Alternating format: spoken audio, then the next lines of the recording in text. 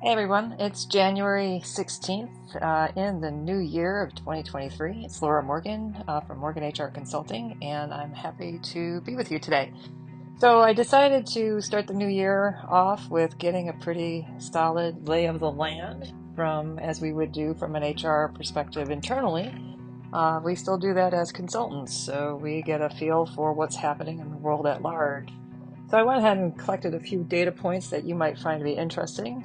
One, I did review some of the CEO, chief executive, and other magazines that most of our leaders of corporate worlds do contribute. What I did see is there's a pretty consistent feel out there that the CEOs are predicting a recession, but mild, and which is easier to swallow, I suppose.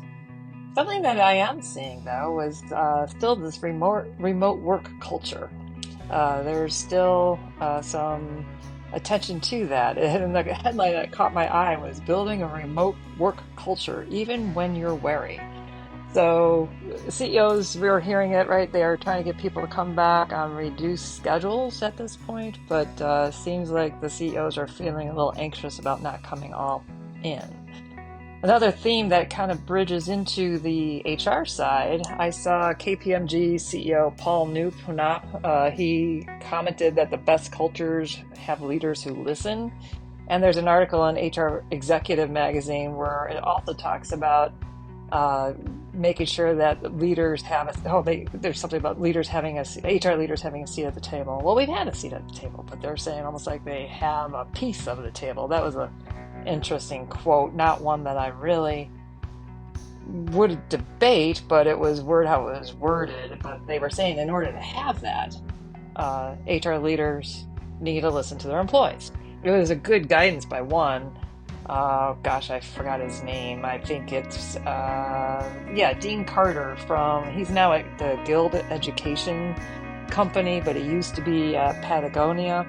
The CHRO. He had an interesting way of wording. Not only did he say that you need to know the voices of the company and have some good advice, he did bring out that try not being the voices outside of the company. He says he sees so many people speaking and teaching other HR people at conferences and such, but almost like the CEO article that I read, they're actually saying shift that energy and those calories back and reprioritize to connect and have conversations with your internal folks, like your internal business leaders or your functional leaders. It's not a bad idea. I agree. It does say one more thing. He said that think about employees as long-term investments and see the benefits and rewards through their eyes. Well, that's not really new, but I'm happy to see that he still agrees with that as a good practice. That's something that we all should be thinking about. And then another CEO article bouncing back, how to practice confrontation the smart way was the name of an article. I just thought that was so interesting. So they're describing in the article a new method of inquiry that minimizes defensiveness and maximizes teamwork. That's the headline and the subtitle.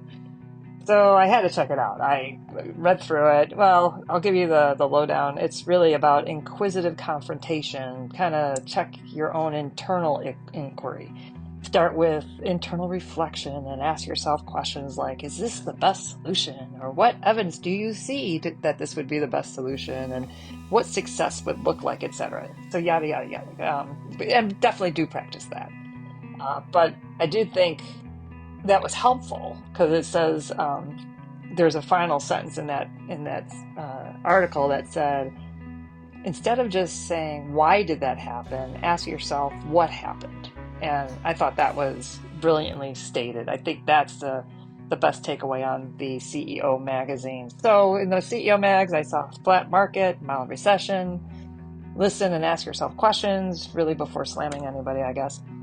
When we talk about the HR side, I mentioned the seat at the table already. I am hearing that the economy is transforming recruiting and retention in 2023. Read through it, didn't really see how it's transforming, but articles like that kind of lead you to know people's strategy is the key and it should be aligned to the business strategy. So that's really what that was. I did see quite a bit about data People, get your data cleaned up. So HR is facing employee data dilemma. Bruce Marabell. And then another HR Tech this year. It's all about the data by Gene Coletta. So I agree. This is more true than it should be, unfortunately. Data is everywhere, unorganized, disconnected from one file to another. No core data management in HR systems. I swear, I see it all the time. And too many external exports that somehow become the source of truth. I have clients that say, oh, well, here's this file that I received and I put together last year, and it's not in the main system. So what we're even seeing, I'm glad it came up in the HR magazines, that good data governance is key. And there are too many companies that don't invest time and calories to ensure it's consistent. So you guys, it's true. Garbage in, garbage out. It can be fixed if you prioritize it. So that's what I'd suggest. I had two other sources that I did check out just because I was curious. The Department of Labor. Well, this week the World Economic Forum is happening, and seems they're talking a lot about empowering workers. In our own Secretary of Labor, Martin Walsh, he will be there. He has two sessions that he's hosting. One is called Attracting Talent, and it's described as this, like the COVID-19 pandemic has had a profound effect on labor markets, with millions of workers leaving jobs and employers facing labor shortages. But then I looked at the speakers. They include a professor of management practice from London Business School. They have a CEO of Recruit Holdings. I have to say, I don't know. They have a CEO of AARP, Association of Retired People. They have another two companies, and then, of course, Martin Walsh from our very own Department of Labor. And then he is also in another session called The Future of Jobs. Here's the headline. What impact will green transition be? Technological advances, demographics, and reorganized value chains. What will they have as an impact on labor markets globally in the next 5 years? So there's a clue in. We're still going into the green, still looking for technology advances. Demographics are shifting though. So this is a session directly linked to the ongoing work of the Jobs Consortium initiative hosted by the World Economic Forum. And I went to look at that. So who's on the Job Consortium? Well, there's an anchor from CNBC Squawk Box, Jeff Cutmore, and I did a little research on him. I guess he goes to a good number of these. So he elbow rubs with a lot of other senior leaders that are responsible for setting policy on a country-by-country basis. So I thought that was interesting. And we also had the CEO of Telefonica is part of that commission, and the director of World Economic Forum, and again, Marty Walsh from the Department of Labor. They also have the director of international trade. Interesting. I just thought that that was an interesting panel. Topics that they're discussing. Those are the two this week, and then a little bit about that Jobs Consortium. Finally, I did look at the SEC.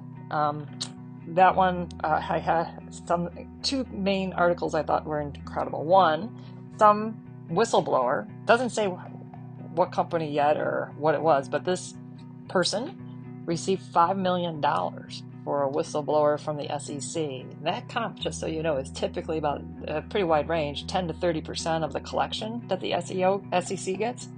But somebody did a no-no. We'll soon, and we'll watch for that. And then the last one that came out this week, which, McDonald's CEO, the past CEO, got some charges for misrepresenting his termination. On the SEC side, he talks about how he had inappropriate relations. It started out with one employee, but then you read further in the article, it looks like he got into some shenanigans with multiple employees. So the filing, as CEO is required to have data that actually represents their salary and their comp, but also reasons for separation. Well, he misrepresented his termination, said it was due to without cause. Well, in fact, it was cause. And when it continued with other employees, the article on the SEC website continues to talk about he was reckless, and so therefore the SEC slapped his hands for not disclosing his terms for separation. Naughty. So what do I see what's around the corner? While the recession is on the mild forecast, labor challenge is still a bit stickier. I've seen clients with merit increase budgets, just so you guys know, right now, getting into that season, I see them anywhere from 2.5% all the way up to 7%. It's all about really how you folks have been paid before, how you've been paying your people before. So if you were low, somewhat competitive, or high, it's that as well as the affordability. So if you invest pretty heavily in 401ks and benefits, you might be able to just pay competitively or slightly less than base salary competitive, whatever your mix is, right?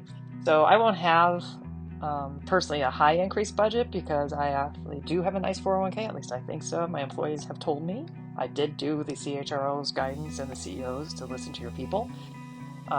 So I feel that we would be okay, like companies that do pay pretty broadly across all aspects of rewards, benefits, retirement included, as well as base salaries and incentives.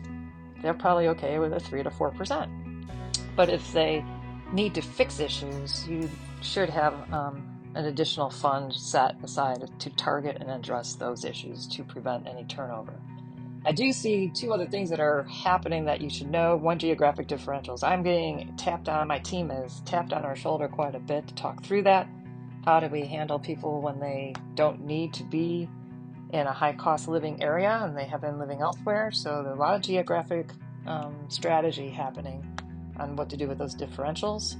And then lastly, that big one, we've written articles on it as well, but the pay transparency is generating a strong reaction, at least from HR and managers, to have a good job structure in place and good governance. Gone are the days that really you shouldn't be having this anymore. Gone are the days, especially in California, that you create a job on demand because your manager wants it. HR folks in California and the other states as well, it's in our article,